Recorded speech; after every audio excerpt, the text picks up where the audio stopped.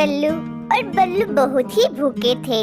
वो भोजन के तलाश में इधर से उधर घूम रहे थे, परंतु उन्हें तो खाने के लिए कुछ भी नहीं मिला। फिर ऐसे ही चलते चलते थक हार कर वे एक पेड़ के नीचे बैठ गए। फिर वहाँ एक चमत्कार होता है। वहाँ एक जलपरी अचानक से प्रकट होती है। उसे देखकर बल्लू और कल्लू तो डर ही जाते हैं। अचानक से आप यहाँ कैसे प्रकट हो गई? बालक, डरो मत, मैं एक जलपरी हूँ। मेरे पास जादू या शक्तियाँ हैं। मैंने देखा कि आप बहुत भूखे हो। मैं हमेशा मुसीबत में रहने वालों की मदद करती हूँ। तो बहुत ही हम जादुई जलपरी जी। सुबह से हमने कुछ भी नहीं खाया। वो सामने पहाड़ों के पास एक जादुई तालाब है। उस तालाब के पास एक पेड़ है। उस पेड़ का एक पत्ता तोड़कर उस तालाब में फेंक दो। गुस्सा मत होना जलपरी जी, पर उस तालाब में पत्ता फेंकने से हमारी भूख कैसे मिटेगी? बालक, वो पत्ता तालाब में फेंकने के बाद आप जो भी मांगोगे वही चीज मिलेगी। और अगर कोई आदमी लालच करेगा तो उसे कुछ भी नहीं मिलेगा, और मिलेगा तो भी उसे वह सब कड़वा लगेगा। इसलिए ज्यादा लालच नहीं करना। इतना कहकर वो जादुई जलपरी वहाँ से गायब हो जाती है। कल्लू भाई, हमें तो विश्वास ही नहीं हो रहा। इतने अच्छे कर्म तो हमने किए नहीं। इतनी दया आ गई उस जादुई जलपरी को हम पर। बल्लू भाई, अब जल्दी चलो, हमें पहाड़ों की तरफ जाके देखना होगा। कल्लू और बल्लू जल्दी से पहाड़ों की तरफ चले जाते हैं और वहाँ आकर देखते हैं कि सचमुच वहाँ एक जादुई तालाब पानी से भरा हुआ था। कल्लू भाई, वो जादुई जलपरी तो इस पेड़ के पत्ते को तालाब में फेंकने के लिए कह रही थी। मैं फेंकता हूँ पत्ता। इसी तरह वो बल्लू पेड़ के पत्ते को तोड़कर तालाब में फेंक देता है और तालाब से आवाज आती है। मुझे लगता है कि कोई ईमानदार आदमी भूखा है। मांगो, आपको क्या मांगना है? बल्लू भाई, ये तालाब तो सचमुच मांगने को कह रहा है। तालाब जी, हमें एक विशाल बड़ा सा आम दे दो जो मीठा और बहुत रसीला हो। फिर वो तालाब एक बड़ा सा आम दे देता है। बल्लू भाई, ये तो बड़ा काम का जादू आ गया है हमारे पास। अब तो मैं सब लोगों को तरसा तरसा के खाऊंगा ये आम। और हमको जब भी भूख लगेगी तब हम इस तालाब में पत्ता डालकर खाना मांग लिया करेंगे। अब कल्लू और बल्लू दोनों भी बहुत खुश हो जाते हैं। चलो कल्लू भाई, अब ये आम ले जाकर दूसरे लोगों के सामने जाके खाते हैं। मुझे बहुत मजा आएगा दूसरों को चिढ़ा चिढ़ा कर खाने में। फिर कल्लू और बल्लू उस आम को लेकर गांव की ओर चले जाते हैं और उस आम को एक पेड़ के नीचे रख लेते हैं और वहाँ पे बैठ जाते हैं। इतने बड़े आम को देखकर दूसरे लोग भी वहाँ पर आ जाते हैं। कल्लू और बल्लू, हम तो यहाँ भूख से मर रहे हैं और तुम दोनों के पास इतना बड़ा आम कहाँ से आ गया? हम तो अभी अभी आम के पेड़ से आए हुए हैं। वहाँ तो कोई भी आम नहीं था। ये तो सिर्फ एक आम है। हमारे पास तो इस तरह के खूब सारे फल हैं। अगर आपको हमें फल खाते हुए देखना है तो कल फिर यही आ जाना। बल्लू और बल्लू, ये आम तो बहुत बड़ा है। इस आम में से थोड़ा थोड़ा हमें भी दे दो। पहले तो हम अब ये आम खा ले, फिर आप सब लोग इस आम की गुठली खा लेना। इतना कहकर वे दोनों आम खाना शुरू कर देते हैं। बल्लू भाई, तुमने तो कई बार मेरा खाना चुरा कर खाया है। आज थोड़ा सा आम मुझे भी दे दो। मेरे मुंह में तो पानी आ रहा है। कितना मीठा होगा ये आम, और रसीला भी। इधर कल्लू और बल्लू बस आम खाए ही जा रहे थे।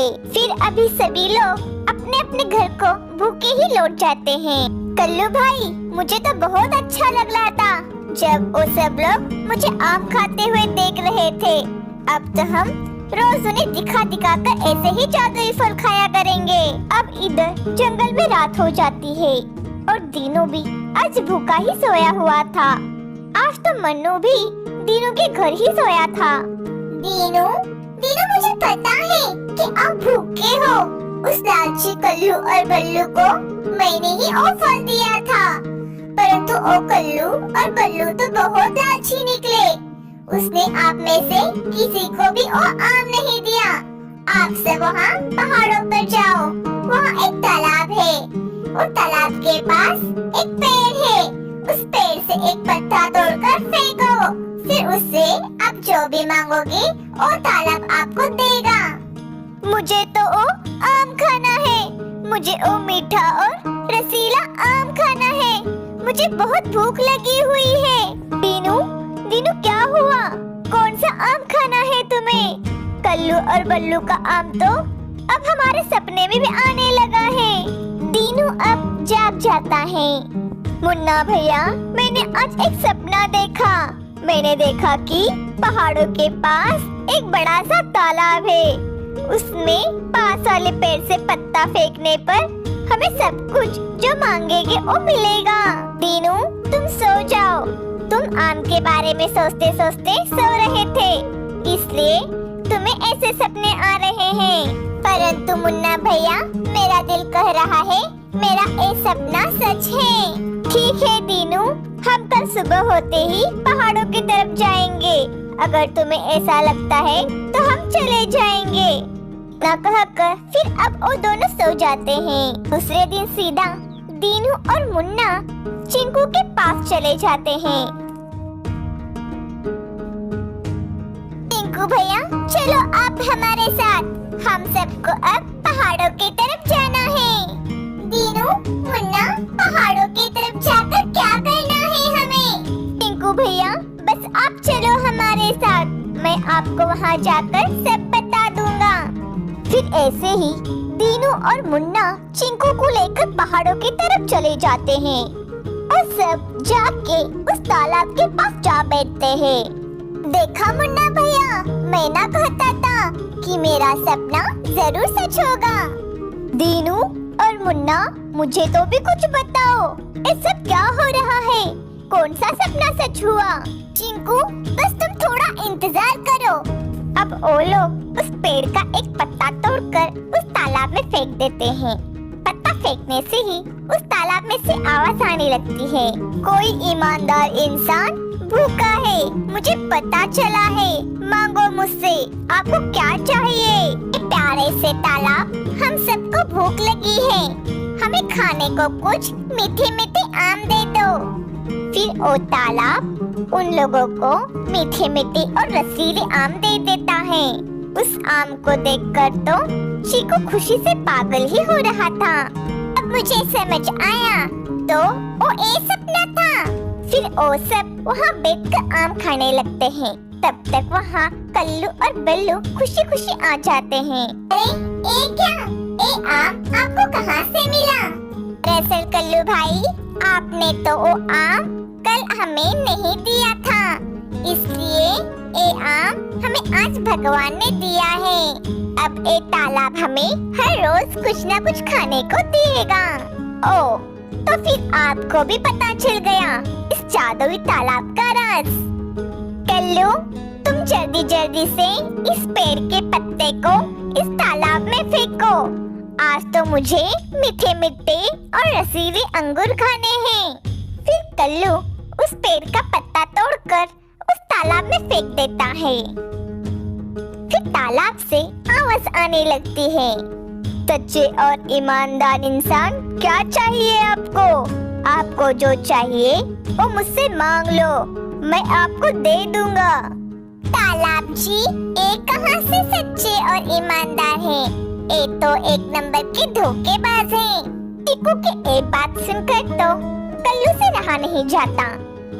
ओ चीकू, बड़ा आया तू सच्चा और ईमानदार इंसान। एक लगाओ क्या तुम्हें मैं खींच कर। अब उस तालाब से आवाज आने लगती है। जो इंसान सच्चा और ईमानदार नहीं है, उसे खुद ही पता चल जाएगा। और फिर वो तालाब उन्हें अंगूर दे देता है। देखा ओ बुरे चीकू, मेरे तालाब भैया जी ने मुझे अंगूर दे दिए हैं। तुम्हारे जोसेफ की बातों को नहीं मानते मेरे तालाब भैया। बल्लू मेरे भाई, ये अंगूर तो बहुत कड़वे हैं। क्या ये अंगूर कैसे कड़वे हो सकते हैं? फिर कल्लू वो अंगूर खाने लगता है। ये अंगूर तो सचमुच कड़वे हैं, ये कैसा हो सकता है? यही तुम्हारी सजा है कल्लू और बल्लू। तो कैसे आप आम हमें दिखा दिखा कर खा रहे थे, अब मिली ना आपको फिर सजा। ऐसे ही वो सारे इंसान तालाब से जो चाहे वो चीजें मांग कर खाते हैं, पर उस कल्लू और बल्लू जो भी उस तालाब से मांगते वो उन्हें कड़वा ही मिलता।